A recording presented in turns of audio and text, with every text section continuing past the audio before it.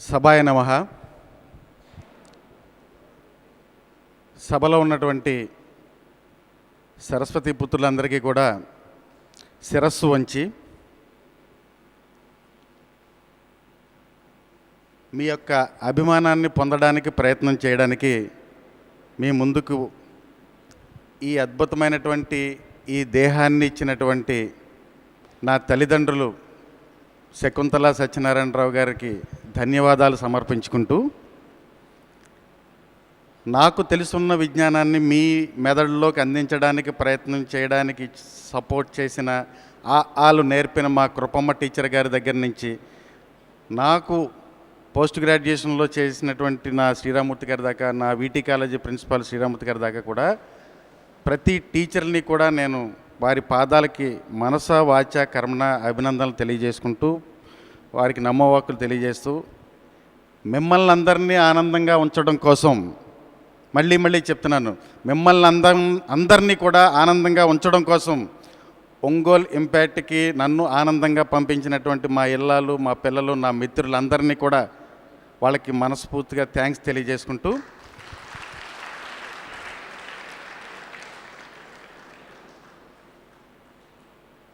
నేను ఇప్పుడు మీకు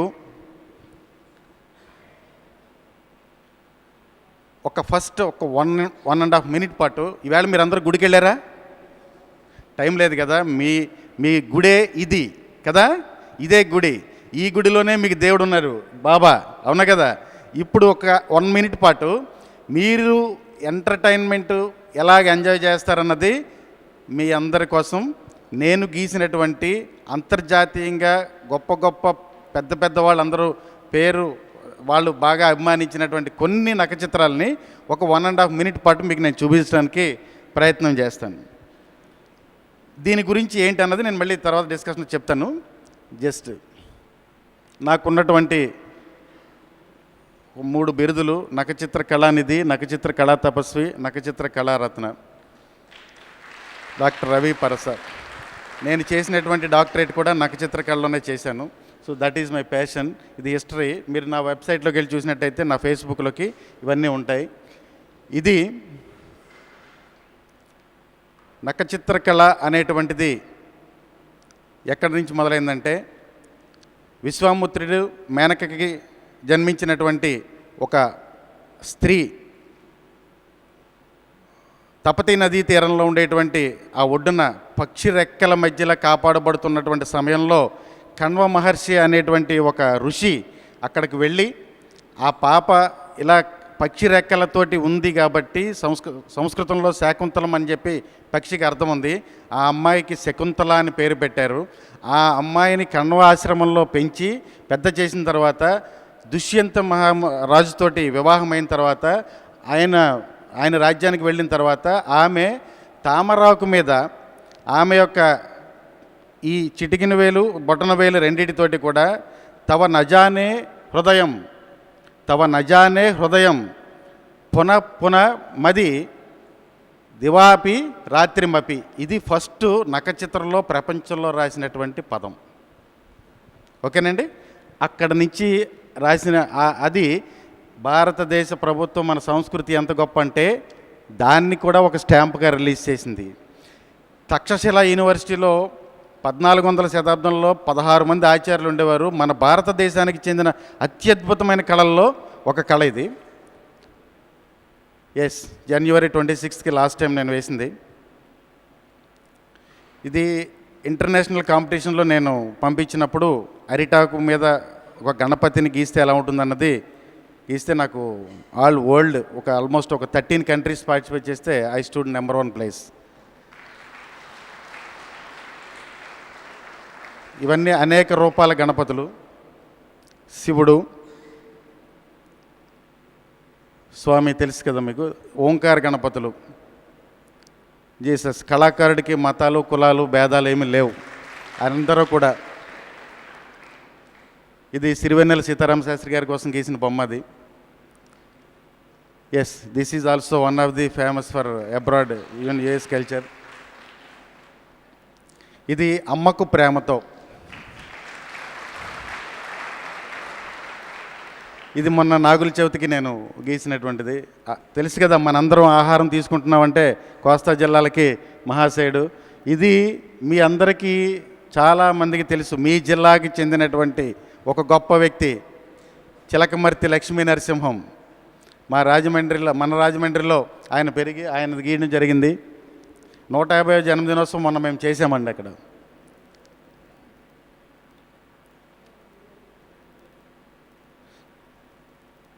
డాక్టర్ సామవేదం షణ్ముఖ శర్మ గారు, సర్వశ్రీ మా గురువు గారు, కంచి కామకోటి పీఠాధిపతులు జయేంద్ర సరస్వతి, విజయేంద్ర సరస్వతి స్వామీజీలు మొన్న వచ్చినప్పుడు వారికి గీసి ఇవ్వడం జరిగింది. ఇవన్నీ రీసెంట్గా వారు ప్రత్యేకంగా నాకు వచ్చినటువంటి డాక్టరేట్ తర్వాత నన్ను నేను గీసుకున్నటువంటి నా చిత్రం అది. నా పేరు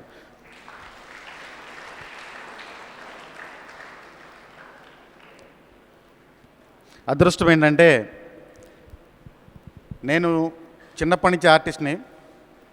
ఈ గోరుతోడు బొమ్మలు గీయడం అనేటువంటిది ఒక 7-8 ఏళ్ళ నుంచి మొదలుపెట్టి ఈ స్టేజ్కి వచ్చిన తర్వాత చాలా కాలానికి కానీ తెలియదు. ఫస్ట్ నఖచిత్రం గీసింది తామరాకు మీద శకుంతల అని మన హిస్టరీలో మా అమ్మగారి పేరు కూడా శకుంతలే.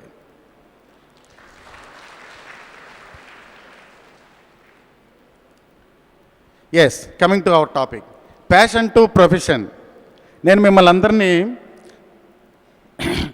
నేనేదో గొప్పవాడిని, నేనేదో చేసేసాను, పొడి చేశానని చెప్పడానికి కాదు.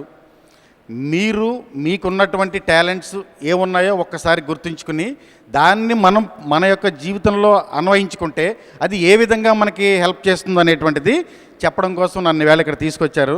సార్ థ్యాంక్ యూ సార్, గంప సార్. సార్ రాఘవేంద్ర సార్, మీకు ప్రత్యేక కృతజ్ఞతలు మీరు చేసినటువంటి కృషికి.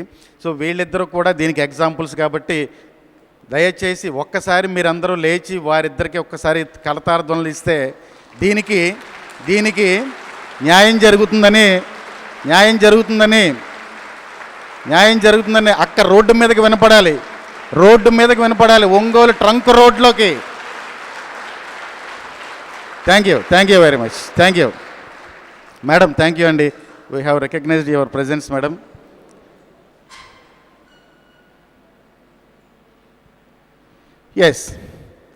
ఇప్పుడు మన టాపిక్ని 3 ఫేజెస్ కింద డివైడ్ చేశాను, అంటే ఫర్ యువర్ కన్వీనియన్స్. అసలు ప్యాషన్ అంటే ఏంటి, ప్యాషన్కి ప్రొఫెషన్కి ఏ విధంగా రిలేటెడ్, ప్యాషన్ని నిజంగా మన జీవితానికి బాగా ఉపయోగపడుతుంది, చాలా అద్భుతమైనటువంటి మనకి రిజల్ట్ ఇస్తుంది అంటే మరి నాకుండేటువంటి ఈ ప్యాషన్స్ని నేను ఏ విధంగా ఐడెంటిఫై చేయాలి అనేటువంటి టాపిక్ ఒకటి. నేను మీకు ఒక హెల్ప్ చేద్దాం అనుకుంటున్నాను. నేను ఈ ప్రొఫెషనల్ లైఫ్లో ప్యాషన్ లైఫ్ని ప్యారలల్గా ఎంచుకుంటూ ఏ ఫీల్డ్లో చదువుతూ ఉండగానే తల్లిదండ్రుల మీద ఆధారపడకుండా రూపాయి సంపాదించుకొని మన బుక్ మనమే కొనుక్కుని మనం తీసుకునేటువంటి ట్రాన్స్పోర్ట్ కానీ అదర్ యాక్టివిటీస్కి కానీ మన సెల్ఫ్ డబ్బులతోటి మనం ఎర్న్ చేస్తే ఆ సంతృప్తి చెందడానికి కొన్ని మార్గాలను నేను మీకు చూపించబడుతున్నాను. మీ అందరూ ఓకేనా? నాకు మీ అందరి మీద ఒక నమ్మకం ఉంది. ఎందుకో తెలుసా, మీకు ఆల్రెడీ పుట్టడమే కర్ణుడు కవచకుండలాలతో పుట్టాడని చెప్పి అంటారు కదా. మీరు ఒక గోల్తో పుట్టారు, అందుకే మీరు ఒంగోలు వాళ్ళు. ఎవరైనా అంటే మీకు తెలుసా, ఇలాగ ఎవరంటారో తెలుసు కదా, రవితేజ తెలుసు కదా, తోలు తీయడానికి దేనికైనా సరే రెడీ. ఒంగోలు అంటే ఒంగోలు గెత్తే కాదు, ఒంగోలు గాలి పీల్చిన వాళ్ళు కూడా నాకు ఉన్నారండి ఇక్కడ ఫ్రెండ్స్. వాళ్ళకి మాకు ఇదే హ్యాపీగా ఉండేది. దయచేసి ఎందుకు వచ్చామో ఎందుకు చేసామో అన్నది కాకుండా ఈ దేవాలయాన్ని మీరు పునీతంగా చేసేసి మీరు ఎంతో నాలెడ్జ్ని పెంచుకుని వెళ్ళడానికి మీరు ఆలోచించండి. ఇప్పుడు మీకు అసలు ఒక చిన్న టాపిక్ నుంచి మనం స్టార్ట్ చేద్దాం. మనము ఒక మనిషి జీవితంలో శైశవం, బాల్యం, కౌమారం, యవ్వనం, వృద్ధాప్యం ఇవి తెలుసు కదండి మీకు. మీరు కూడా రియాక్ట్ అవుతూ ఉంటే మాకు కూడా కొంచెం హ్యాపీగా. ఓకే, ఈ 5 దశల్లో మీరందరూ అబ్జర్వ్ చేయండి, శైశవం బాల్యం, అరే దా అంటే ఎత్తుకుని ఇలా ఎత్తుకుని ప్రతి ఓడు కూడా మిమ్మల్ని ఎంతో ఆదరిస్తాడా? ఆదరించడా? చూడండి, మీరు పుట్టి ఇలా ఉయ్యాలని నవ్వుతుంటే ఆడికి ఏదో దురదొచ్చి అంటుంటే నన్ను చూసి నవ్వాడని చెప్పి మీరు ఆనందిస్తారు, అవునా? కొంచెం పెద్ద అయ్యాక నవ్వితే ఎరా ఎందుకు బుద్ధి లేదా, ఎందుకలా నవ్వుతున్నావు? నడిచేటప్పుడు శైశవం నుంచి బాల్యంలోకి రాగానే ఇలాగ అడుగులు వేయగానే బోర్తా పడితే బొబ్బొట్లట, గుమ్మన్న కడితే బూర్లు, అలా రకరకాల ఆనందాలను మనం ప్రతి కుటుంబంలోనే ఎంజాయ్ చేస్తున్నాము. 4 అడుగులు నడక వేసేసరికి 10 మందిని పిలిచి మా అబ్బాయి నడుస్తున్నాడు, మా అమ్మాయి నడుస్తుంది, గొప్పగా ఇలా బాదుకుని చెప్తారు మన ఇంట్లో, అవునా? పొద్దున్నే లేచి 4 అడుగులు వాకింగ్కి వెళ్తే కుజా చదువుకో, మళ్ళీ ఇదే నోరు, అవునా కదా? ఎందుకంటే మన జీవితంలో ప్రతి స్టేజ్లోనూ కూడా ఎక్కడ ఎలాగుండాలో అలా ఉంటేనే దానికి ఒక అర్థం, పరమార్థం. అందుకే భగవద్గీతలో కూడా చెప్తుంటాడు, క్షేత్రే ధర్మం కురు. నువ్వు ఎక్కడ ఏ స్టేజ్లో ఎక్కడ ఎలాగుంటే అందమో అదే అద్భుతమైనటువంటి అందాన్ని ఇస్తుంది. ఇప్పుడు మీరు చూడండి, ప్రతి మనిషి జీవితంలో ఈ బాల్యం, శైశవం, బాల్యం, యవ్వనం, మీరందరూ ఇప్పుడు అదే స్టేజ్, అవునా కదా? మీరందరూ అదే స్టేజ్ కదా? ఎస్, ఒక్కసారి అనంటారా? లేదంటే మేము ఎప్పుడు యూతే, మీరు ముసలోళ్ళు అనుకునేటువంటి ఫీలింగ్ మాకు తెప్పించకండి. ఎందుకంటే 70 years వయసులో రాఘవేంద్ర ప్రసాద్ గారు, 54 ఏళ్ల వయసులో మా గురువుగారు గంప గారు, నిన్న చూశారు కదా పట్టాభిరామ్ గారు, ప్రదీప్ గారు, ఇప్పుడు రాబోయే ఎండమూరి గారు, అందరూ కూడా మీకన్నా మేము కుర్రవాళ్ళమే. దయచేసి మీరు యాక్టివ్గా ఉంటే మేము హ్యాపీగా ఉన్నాం, ఓకే? ఇప్పుడు ఈ యవ్వనం అయిపోయిన తర్వాత ప్రతి మనిషి కూడా, ప్రతి వ్యక్తి కూడా మిమ్మల్ని మీ ఇంట్లోంచి కానీ మీరు కానీ ఎక్స్పెక్ట్ చేసేది ఒకటి ఉంటుంది. ఏంటంటే చదువు అయిపోగానే నువ్వు సంపాదనలోకి రావాలి. చూసారా లేదో, ఇది చాలా ఇంపార్టెంట్. మీరు ఒక్కసారి గ్రహించండి.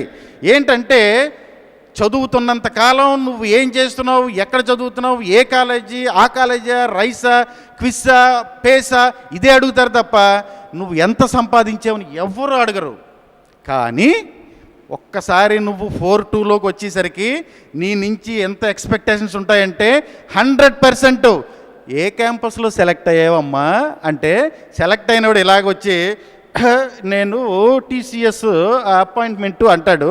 రానివాడు ఆ టైప్ నుంచి ఈడు నేను నిడదాకా టీ తాగడరా క్యాంటీన్లోను. ఈ అలచుడు ఈ అనిపించుకునేటువంటి వాళ్ళకి ఒకటే అడ్డం, ఒకటే తెర. ఏంటో తెలుసా? నిన్ను నువ్వు నీ టాలెంట్ని గుర్తించుకోకపోవడమే.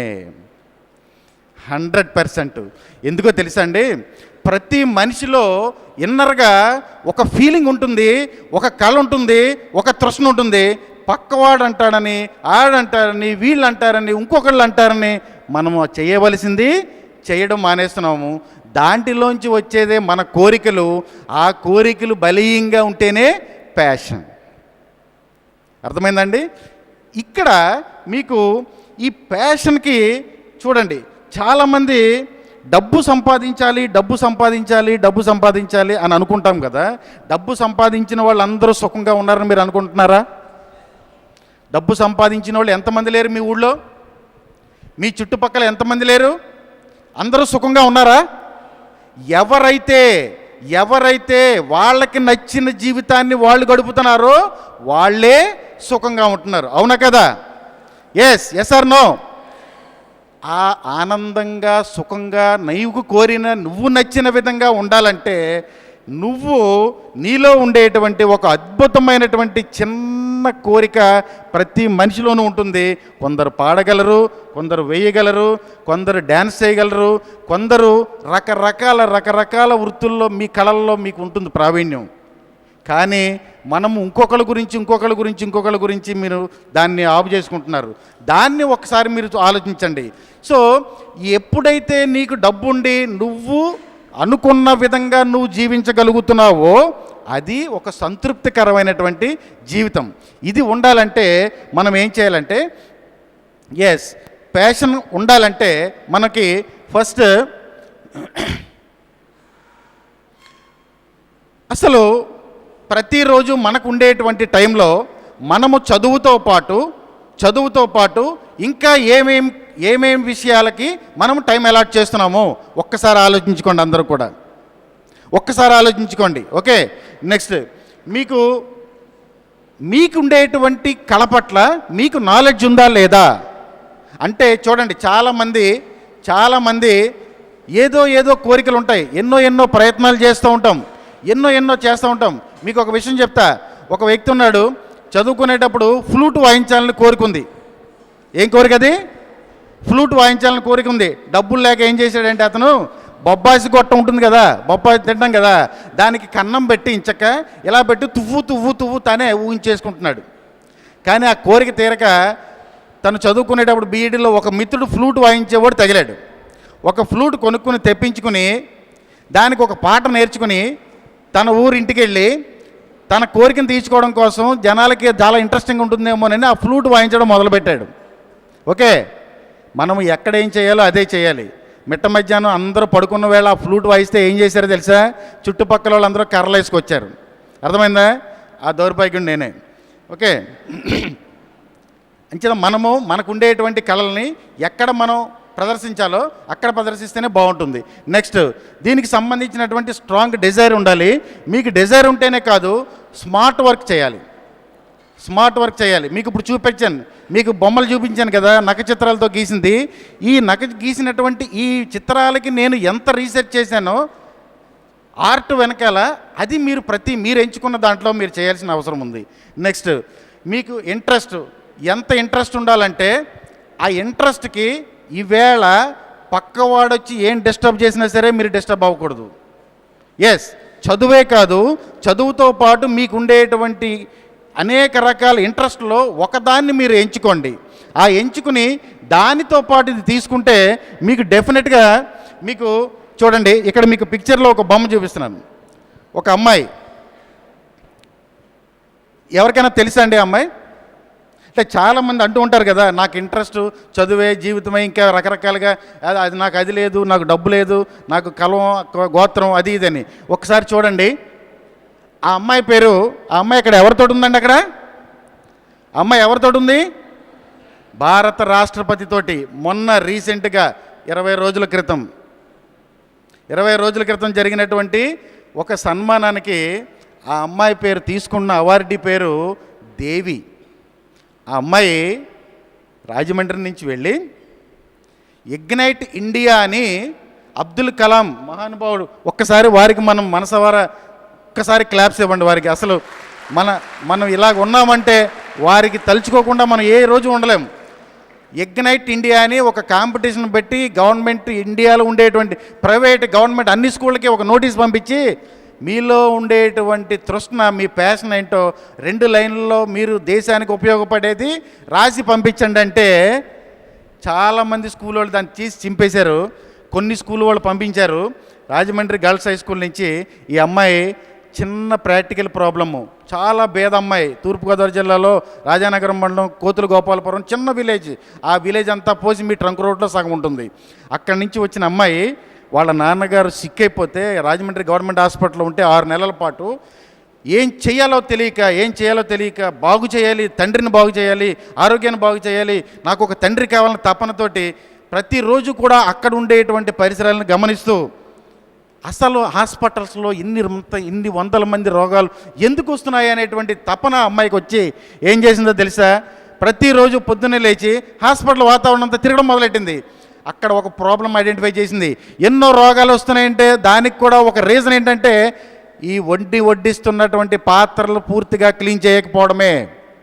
ఈ ప్రాబ్లంని ఏం చేయాలంటే ప్రభుత్వం దృష్టికి తీసుకెళ్ళాలి.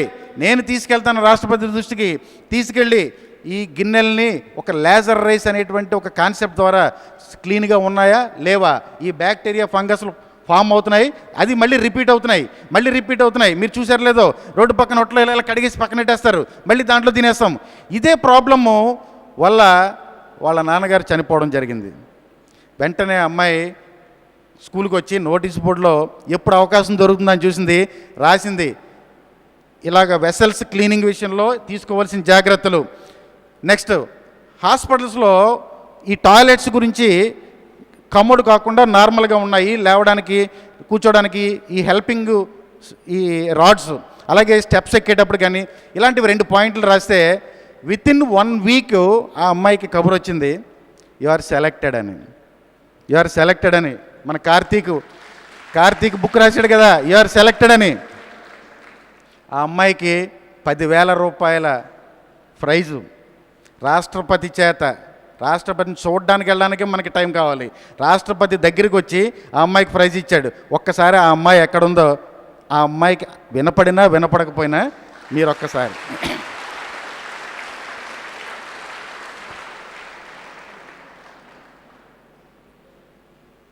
మీకు ఏం తక్కువని ఒక్కటి ఆలోచించండి, ఏం తక్కువని. విజ్ఞత అద్భుతం.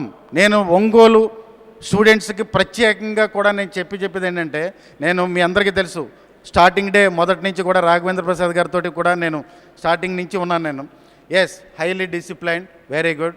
ఎందుకంటామంటే చదువది ఎంత కలిగిన రసజ్ఞత ఇంచుక చాలకున్న నా చదువు నిరర్ధకంబు, గుణసంయుతులెవ్వరు మెచ్చరచ్చటన్, బదనుకు మంచి కూర నలపాకము చేసిన నాయన, నందు నింపదవడి నుప్పు లేక రుచి పుట్టించక నేర్చునటయ్యే భాస్కర. 13వ శతాబ్దంలో పల్లవులు పరిపాలించినటువంటి ఈ ప్రాంతం నుంచి వచ్చినటువంటి భాస్కరుడు అనేటువంటి ఒక కవి ఎప్పటికీ మీకు హృదయాలకి టచ్ అవ్వట్లేదా? వాడు మీ వాళ్ళే, అర్థమైందా? చదువది ఎంత కలిగిన రసజ్ఞత ఇంచుక చాలకున్న ఆ చదువు నిరర్ధకంబు, గుణసంయుతులెవ్వరు మెచ్చరచ్చటన్, బదనుగ మంచి కూర నలపాకము చేసిన నాయన, అందు నింపదవడిన ఉప్పు లేక. అద్భుతమైనటువంటి వంట చేసి ఉప్పు లేకపోతే ఏం రుచిరా? ఎంత చదువుకున్నా సంస్కారం లేకపోతే ఇంకేలాగా. కానీ నా ఒంగోలు పిల్లలు అలాంటి వాళ్ళు కాదు, మా ఇంపాక్టియన్స్ అలాంటి వాళ్ళు కాదు. వీళ్ళు హీరోలు, ఎవరు ఏమన్నా సరే హీరోలే, ఎప్పటికీ హీరోలే. ఇలాంటి వాళ్ళు 100 మంది హీరోలను తయారు చేయడానికి ఇక్కడికి వచ్చారు. మిమ్మల్ని, మీలో ఉండేటువంటి కళల్ని బయటికి తీసుకొచ్చి మీ జీవితానికి ఎలా ఉపయోగపడుతుందో చెప్పడానికే ఈ 28 మంది ట్రైనర్సు. మేమందరం 3 రోజుల పాటు మీలో ఉండేటువంటి ఆ చిన్న కోరికని బయటికి తీసుకొచ్చి మిమ్మల్ని తయారు చేయడానికి వచ్చాం. మీలో ఆల్రెడీ ఉంది, మా అదృష్టం మీరు తయారవుతున్నారు, ఇంకా అదృష్టం.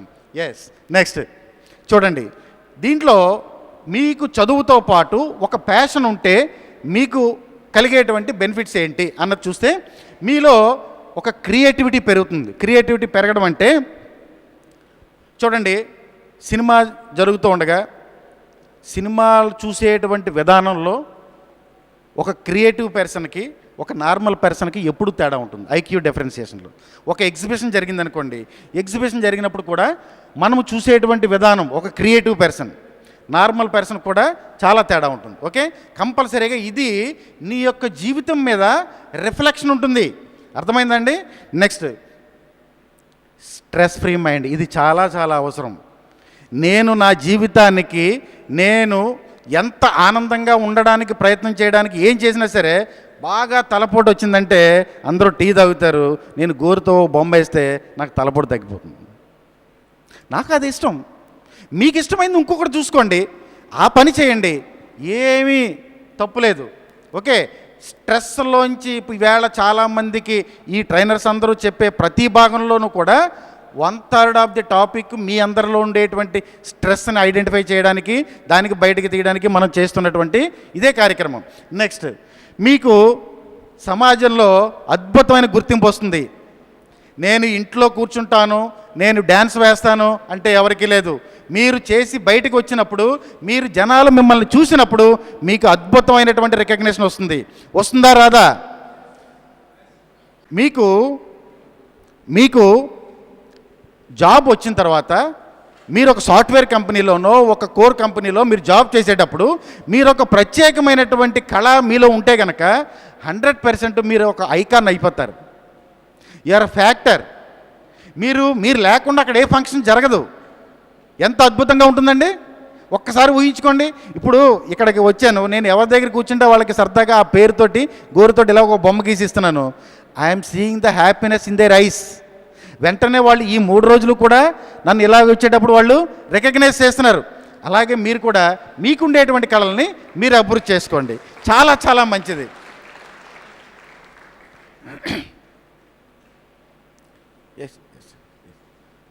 మీరు దీన్ని ఎలాగ ఐడెంటిఫై చేయాలి అనేటువంటిది ఒకసారి చూసుకుంటే దానికి సంబంధించి మీరు ఫస్ట్ మీరు ఏం చేయాలన్నది మీరు ఐడెంటిఫై చేయండి. మీలో ఉండేటువంటి కళ ఏంటన్నది ఒక్కసారి వీలైతే మీ పేరెంట్స్ని కూడా మీరు ఒక్కసారి కదిలిపండి.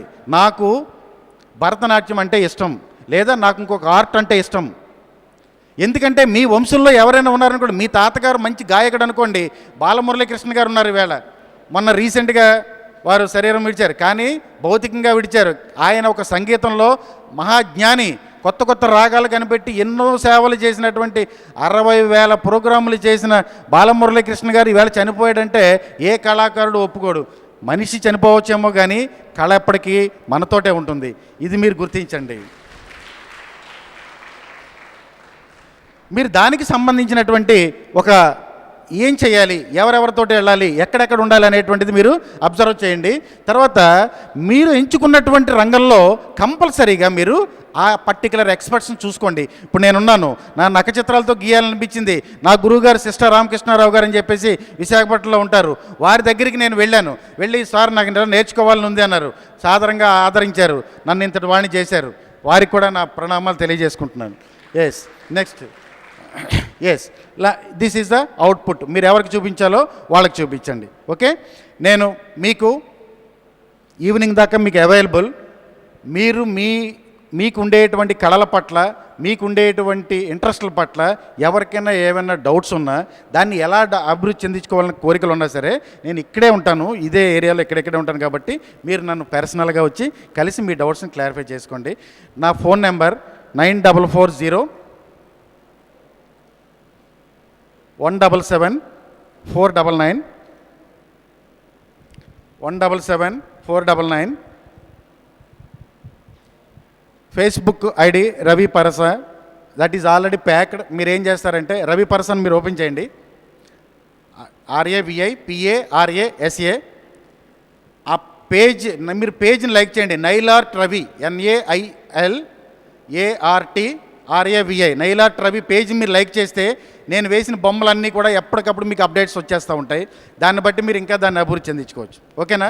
So this is thank you very much, very nice. నా మెయిల్ ఐడి వచ్చి raviparasa. మీరు ఏదన్నా సరే నాకు మెయిల్ చేయొచ్చు, నాకు SMS చేయొచ్చు. మీరు ఫోన్ కాల్ చేసినా మేము ఎత్తలేని పరిస్థితి అని అందరికీ మీకు తెలుసు. raviparasa.artist artist@gmail.com.